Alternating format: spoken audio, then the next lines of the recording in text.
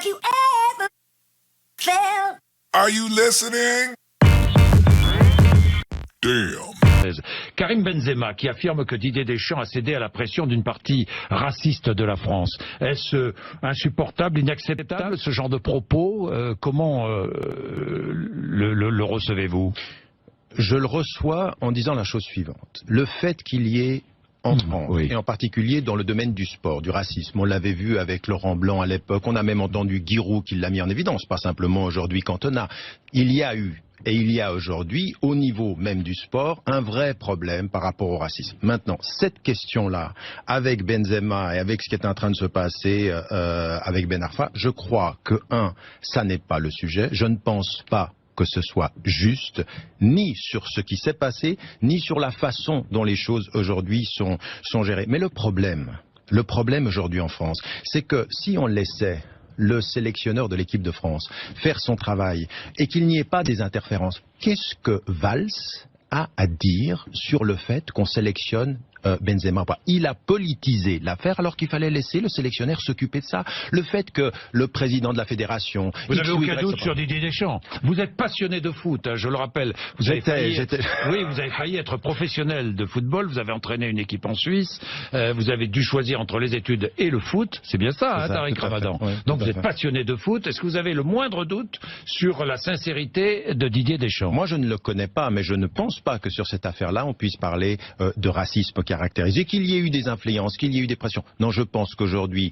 Benzema, de ce point de vue-là, sur sa réaction, là, juste avant le début de... Je pense que c'est maladroit, je pense que lui n'aurait pas dû réagir sur cette affaire-là, parce qu'il y a quand même une situation, il y a quand même un fait, il y a quand même quelque chose qui lui est reproché de ce point de vue-là, et puis il y a un esprit d'équipe, et le sélectionneur, il doit penser à l'esprit d'équipe, il doit penser à la cohésion. Maintenant, qu'on ne mélange pas les choses dans la discussion raisonnable et posée que nous avons, il faut poser la question du racisme en France. Et la question du racisme en France, elle est vis-à-vis des Arabes, elle est vis-à-vis des Noirs, elle est vis-à-vis des Roms. On a une vraie question. Elle touche bien sûr, l'antisémitisme et l'islamophobie et tous les racismes doivent être refusés et on doit s'engager.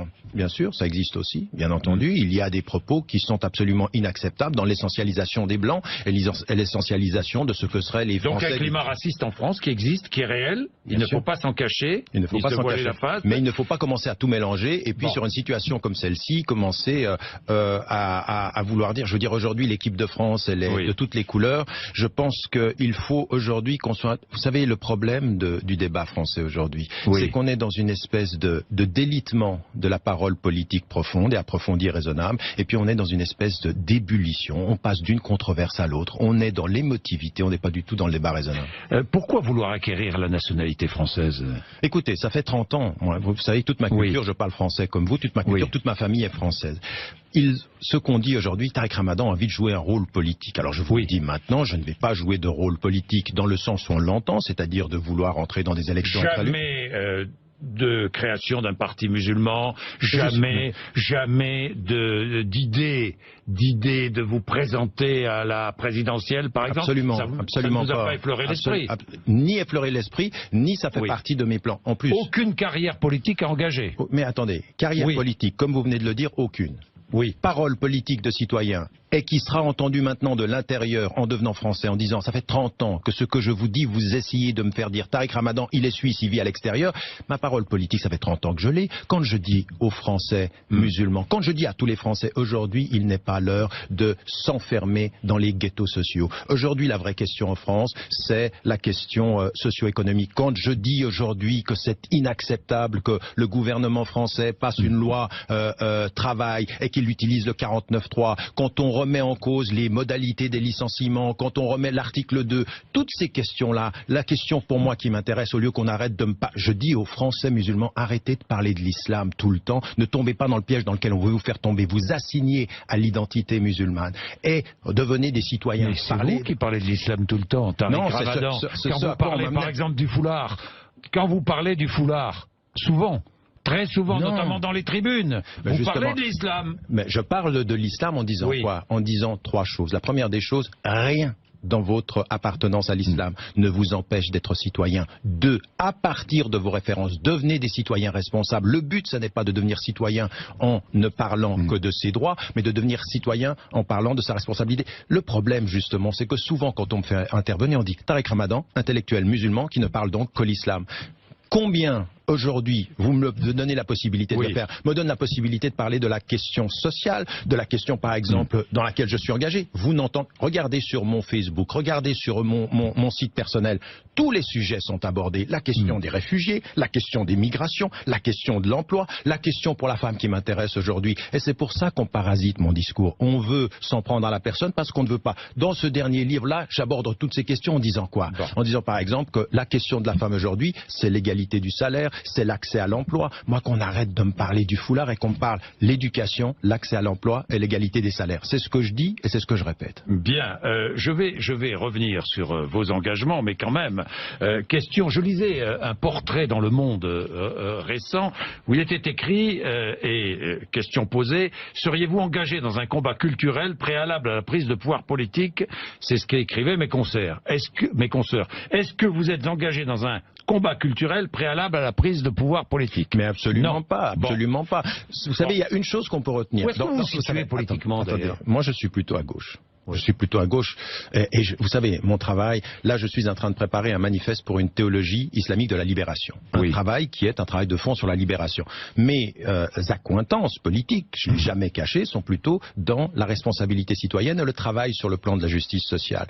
Ce que vous avez cité, l'article du Monde ou l'article de Mediapart, la chose qui en ressort et qu'on peut garder, c'est simplement une chose. Tous on dit maintenant, il n'y a pas de double discours. Tariq n'en a pas de double discours. Il dit ce qu'il pense. Et donc ce que je dis aujourd'hui sur cette question-là, c'est que non, je n'ai pas de projet de... Vous savez, toute ma vie, mais vraiment toute ma vie, elle s'oppose complètement au communautarisme. Moi, je suis un homme qui est parti travailler avec les chrétiens sur le plan de là-bas. J'ai travaillé avec des athées sur l'alternative. Je veux dire, moi, mon engagement, par exemple, avec ceux qui sont de Nuit debout, mon appel aussi, mon soutien par rapport à cela, il est réel. La question de l'engagement par rapport à la question de l'alternative économique ou de l'alternative sur l'environnement, mon engagement avec des gens qui travaillent sur l'environnement, il a toujours été déterminant. Mon vrai problème aujourd'hui avec ceux qui portent la parole de l'alternative politique, c'est qu'il n'y a pas vraiment d'alternative. C'est ça notre déficit, c'est qu'on sait critiquer le système, mais qu'on n'apporte pas grand-chose. Vous avez quand même dit on ne peut pas normaliser l'homosexualité, par exemple. Vous l'avez dit. Oui, non mais attendez, vous savez où j'ai dit ceci? D'abord j'ai dit, d'un point de vue religieux, toutes les religions confondues, sur la question de l'homosexualité, elles vous diront que ça n'est pas religieux. Moi, ma question, elle a été toujours de dire, vous respectez la personne, même si vous n'êtes pas d'accord avec l'action. Mais vous savez où c'est que j'ai dit ça? Parce qu'il faut contextualiser. J'ai dit ceci au Maroc. Au Maroc, je n'ai pas dit simplement on ne peut pas normaliser. J'ai dit de notre point de vue de référence, on ne peut pas normaliser, mais le respect de la personne, même si on n'est pas d'accord avec. Au Maroc, c'est-à-dire que c'est pas en France, et c'est pas un double discours, c'est de dire de ce point de vue-là, eh bien, de ce point de vue-là, soyons aujourd'hui... Vous avez aussi dit les musulmans doivent débattre pour savoir s'il est acceptable de mettre à mort une femme à coups de pierre. Non, je n'ai pas dit ça. Vous voyez, ça, de nouveau... Ça a été rapporté, c'est faux? Non, c'est faux. C'est faux. Qu'est-ce que j'ai dit sur la question du moratoire? Et vous savez, 17 ans plus tard, les faits me donnent raison, mais on va pas... Vous voyez, vous reprenez sur des choses... Mais non, je ne reprends pas parce que je veux que les choses soient claires. Oui, mais Ramadan. Vous savez, j'ai souvent répété ceci et souvent les choses sont claires. Je me suis opposé à l'application de la peine de mort, des châtiments corporels et de la lapidation dans tous les pays majoritairement musulmans. C'est ça ma position. Maintenant, vous êtes en face de moi, c'est bien beau de vous le dire à vous. Mais si vous voulez faire changer les mentalités, vous ouvrez un débat, vous dites, on arrête tout.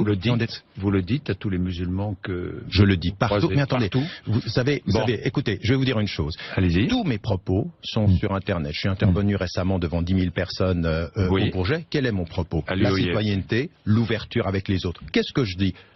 Dans les pays majoritairement musulmans, la question de l'application de la peine de mort, la question de, par exemple, sur les migrants, au Qatar, et mon intervention est publique, je dis que notre façon de gérer la question des réfugiés et des migrants, des travailleurs immigrés, est inacceptable. Je le dis au Qatar, sur le Qatar et sur tous les États du Golfe. Comme je vous le dis, proche du Qatar en plus. Non, je ne suis pas proche du Qatar. Le Qatar est proche de vous. Non, ni le Qatar est proche de moi, ni moi je suis proche du Qatar. Non. Le fait de travailler, vous savez, je travaille en Angleterre. Est-ce que vous allez dire que je suis proche de la politique anglaise? exégèse. Mais non, je suis extrêmement critique. Est-ce que vous, parce que vous êtes en France, vous êtes un soutien de Valls? Mais non, non. Il y a une les musulmans français, d'ailleurs, qui regardent beaucoup ce qui se passe en Grande-Bretagne. Hein. Beaucoup. Je vais vous parler de l'islam, qui est une religion française. Bien sûr. On est d'accord. Soumise aux lois de la République. Tout à fait. Sans aucun souci. Non seulement elle est soumise aux lois de la République, mais ce qu'on attend des gouvernements, c'est qu'ils appliquent la loi de la République et non pas à géométrie variable. Mais comment comprenez-vous cette peur de l'islam? C'est l'exemple venu d'ailleurs qui nous fait peur? Écoutez, il y a plusieurs facteurs. Une forme de radicalisation dans certains pays musulmans? Il y a de ça. Où l'altérité est traquée? Non, il y a quelque chose qui est très très profond. Il y a une question historique. La France n'a pas réglé sa question de la colonisation encore jusqu'à aujourd'hui. Et donc, celui qui est le français de confession musulmane ressemble encore à l'arabe qu'on avait colonisé et on n'a pas réglé. C'est quelque chose qui fait partie de la psychologie profonde, de presque l'inconscient collectif, encore un peu conscient aujourd'hui. Un deuxième élément, c'est qu'il y a des paramètres. Regardez la classe politique que nous avons aujourd'hui et regardez qu'est-ce qui mène le courant politique premier. C'est ce rapport à l'identité étriqué parce qu'on a la globalisation, parce qu'on a l'Europe. Et l'islam fait partie de ça. C'est cette perception d'un élément étranger qui s'installe en France. Ajoutez à cela la question de la violence, c'est vrai. Ajoutez à cela le fait que ceux qui parlent aujourd'hui en France par rapport à la question de l'islam sont souvent soit des gens qui sont exogènes, soit ils sont choisis par le gouvernement. Aujourd'hui, j'aimerais vous dire une chose, parce que moi je suis l'arbre qui cache la forêt. En France aujourd'hui, vous avez une jeune génération de femmes et d'hommes qui parlent le français comme vous, qui comprennent la France comme vous, qui sont de tradition musulmane, qui aiment la France comme moi, qui aiment la France comme vous. Et en l'occurrence, ils ont une loyauté critique. Eh bien, il faut les entendre. Eux, il faut les entendre parce qu'ils viennent vers moi, par exemple. Maintenant, vous le savez, le climat en France est un peu délétère. Il est très très pesant. Le gouvernement actuel, qui est en totale perdition, qui est abyssalement médiocre, eh bien, est en train de déplacer la question sur la question de l'identité. Et les gens le sentent, ils sentent, on est en train de s'en... C'est pour ça que vous savez, quand par exemple Benzema, sur la question du foot, il dit il y a une atmosphère. Il a raison sur l'atmosphère, il a tort sur le fait dont on a parlé tout à l'heure. Mais aujourd'hui, moi ce que je dis à ces jeunes-là, c'est attention, ne tombez pas dans ce pessimisme, ne tombez pas dans cette volonté de retrait et exprimez-vous en tant que citoyen. Vous savez, je disais à ces musulmans, et je le répète tout le temps, occupez-vous de tout en tant que citoyen. Quand vous êtes élu, pourquoi est-ce qu'on vous met dans... Vous occupez des jeunes des banlieues, vous occupez de... Non, occupez-vous du budget, occupez-vous de l'environnement, soyez partout. Aujourd'hui, il y a chez les jeunes... La religion au service de la République. Non, oui, de toute façon, ça, en termes éthiques, c'est la religion au service de la République, mais c'est pas ça la question. La question, c'est que vous savez, les jeunes imams, il y a de jeunes imams en France qui sont français, qui sont nés en France, qui aujourd'hui prêchent différemment. Qui aujourd'hui attirent des jeunes. Pourquoi? Parce qu'avant, les imams venaient d'ailleurs parler un arabe que personne ne comprenait. Exactement. Mais qu'est-ce qu'ils disent? Qu'est-ce qu'ils disent? Comme je le dis aux jeunes. Les prêches doivent être faits en français d'ailleurs.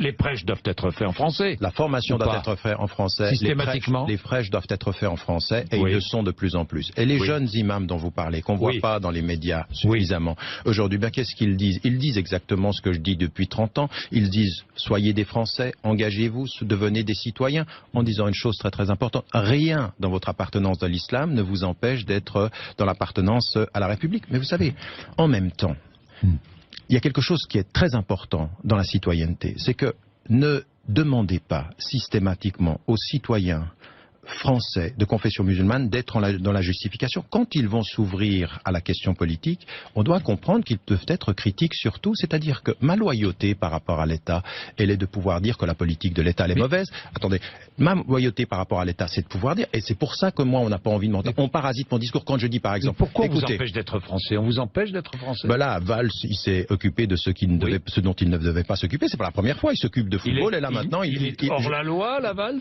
Il est...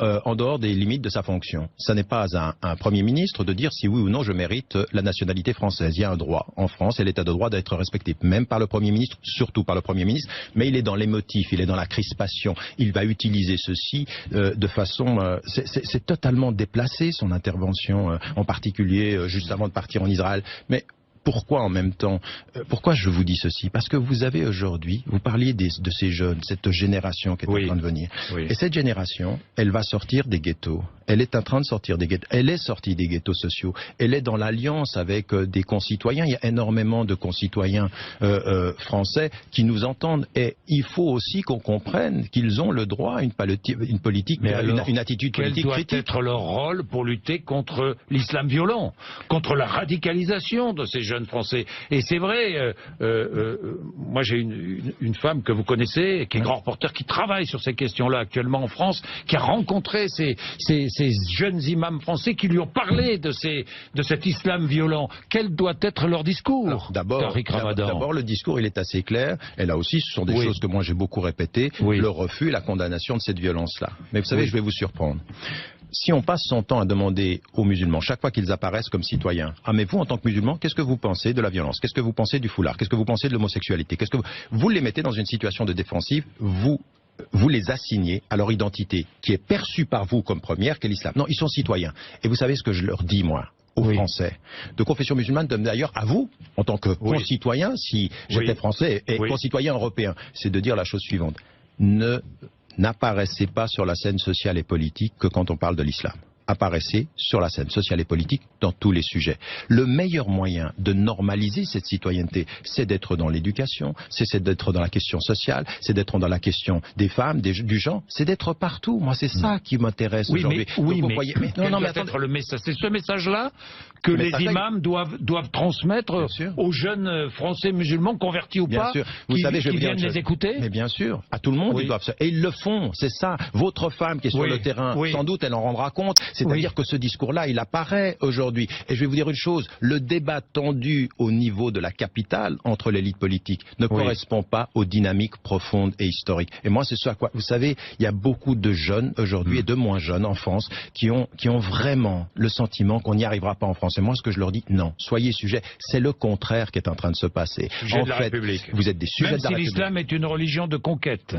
Non, c'est pas une religion de conquête, non, absolument pas. Et là aussi, vous voyez, dans ce livre, je le dis, moi, ce qui m'intéresse, ça n'est pas le nombre de convertis. Ce qui m'intéresse, c'est d'être témoin de mon éthique citoyenne. Moi, j'appelle à une éthique de la citoyenneté. Donc, ça n'est pas une... Vous voyez, quand vous le dites de cette façon-là, on entretient une certaine peur. Aujourd'hui, parce que c'est un ressenti de gens. Vous avez exactement... Voilà. Alors, c'est pour ça que de ce point de vue-là, il faut déconstruire ces perceptions-là et voir aujourd'hui ces dynamiques de fond. Moi, vous savez, je vais vous dire une chose. Je suis beaucoup plus apaisé.